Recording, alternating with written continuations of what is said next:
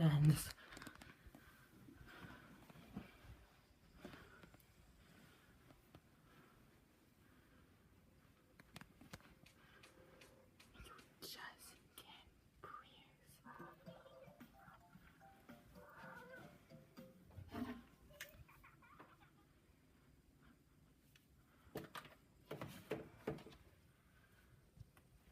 Happy.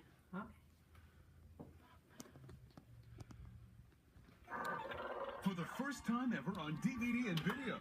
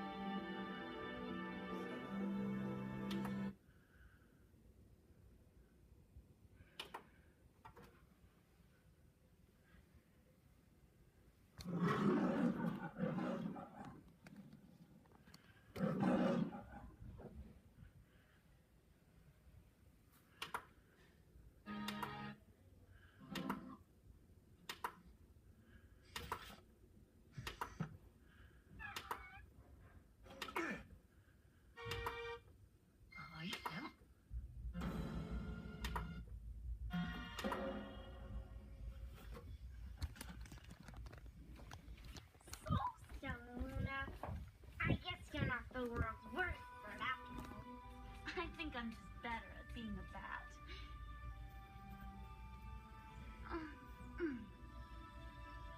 I wish you guys could see in the dark. We wish you could land on your feet. I wonder how it is that we're all so different. And yet, so alike. It's a mystery. But we're all friends. And that's a fact. Hey! Winner! Oh, guitar! I always knew you were a late bloomer. You have quite a family. So do you. We'll see you soon. Right, Stellavideo? Of course we will. Won't we? Definitely.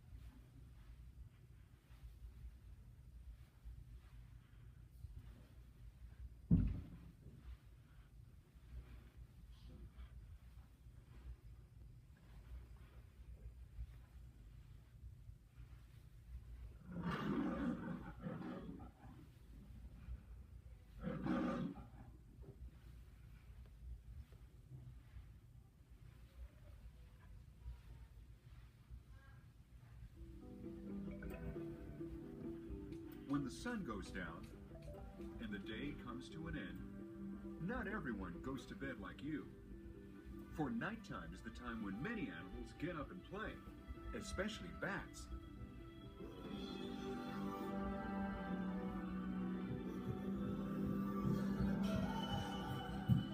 Bats. To some, they're a mystery. Creatures of the night, so mysterious. To others, they're really scary. I'm not scared. I'm not scared. But to Kim Williams, from the Organization for Bat Conservation, bats are wonderful, amazing animals that are more like you and me than most people think. Kim likes bats so much, she spends a lot of time with them at OBC's Bat Zone, teaching kids all about the not-so-scary world of bats. Let's join her there and learn why bats are our friends. My name is Kim Williams, and I am the Executive Director of the Organization for Bat Conservation. Now, the reason that the Bat Zone is here is because a lot of people are really afraid of bats. So we're here to educate people. We're here to show people live bats, and we're here to do educational programs and to answer people's questions and alleviate some of those myths or fears that people may have about bats. A lot of people have heard so many myths about bats that they're not sure what's true and what's not. Some of those myths are bats are blind. Believe it or not, bats aren't blind. There's not a bat in the world that's blind. Wait a second. I saw that moth. And I can still see that moth. I can see in the dark. The little microbats that live in the United States, they can see about as good as a dog. But those big fruit bats that live in the tropical rainforest, they have a really good eyesight. Now, before I bring out the live bats, I'd like to ask you guys, do you have any questions that you would like to ask beforehand? Are bats dirty? A lot of people think that bats are dirty, but they're actually very clean animals. Bats are about as clean as cats. They're constantly grooming themselves. Do bats fly into people's hair? Do bats fly into people's hair? No, that's an old wives' tale. People used to say that bats will get into your hair to get your hair to build a nest. Bats don't build nests. Hey! Look at Stellavideo. She's upside down. It does look kind of fun. Yep, it's true. Bats hang upside down. Hey, I said bats hang upside down, not me. Bats do hang upside down. That's how they sleep. And they sleep during the day, and they're awake at night. Now that's called nocturnal, an animal that sleeps during the day and is awake at night. How much fun would that be? Now, because bats are nocturnal, they have special abilities that you and I don't have. I think this is going to take a little bit of explaining. The small insect-eating bats, they rely on sound waves to find their way around at night, and that's called echolocation. What is that? What happens, the bat's making sounds, hits an object like a moth or like a mosquito, bounces back to the bat's ears, and the bat gets a picture in its head of where things are at. Echolocation is so good, a bat can detect a single strand of human hair in total darkness. The first bat that I'd like to show you is called a big brown bat. Now her name is Cassie. Yes, she's a big brown bat. That's because the little brown bat is half the size. So bats use echolocation to find their way around. And right now, she's echolocating. Let's listen. Can't hear anything. This, though, is called a bat detector. And this is something that I use all summer long when I'm outside doing research. When I turn this on, we're all going to be able to hear something hardly anyone in the world ever gets to hear. And that's a bat's echolocation.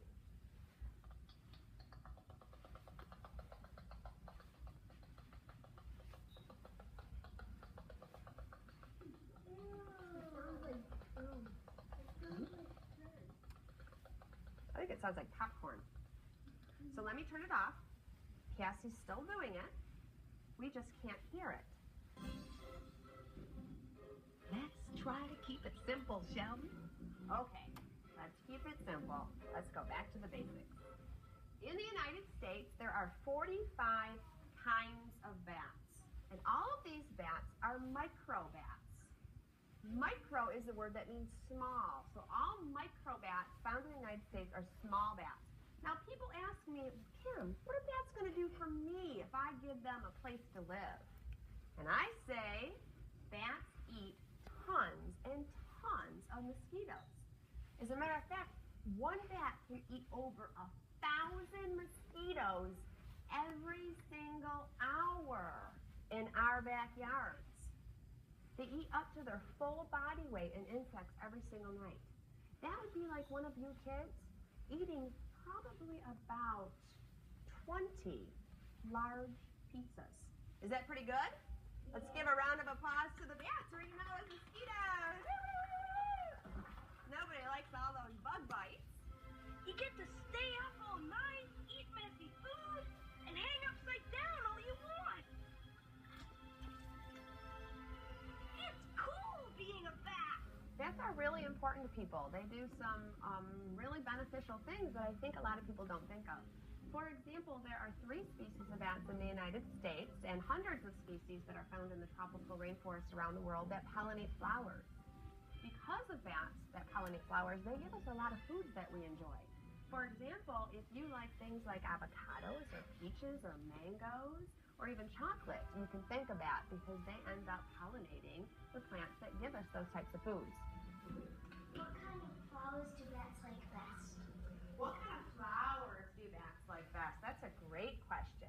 Bats like flowers that first of all bloom at night, second of all are whitish or greenish in color, and third of all have like a pungent or a stinky odor to them. And that way it's very easy for the bats to use their nose to find the flowers. Do mom bats, do they carry their babies with them?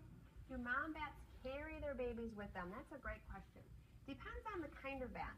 Megabats in general, all the moms carry their babies with them at night when they're out searching for fruit. But microbats, most of those moms leave their babies back at the roost and they'll leave a babysitter with them. And then the mom microbats will go out and they'll catch the insects without them. And they'll come back a couple times a night to nurse and check on their babies.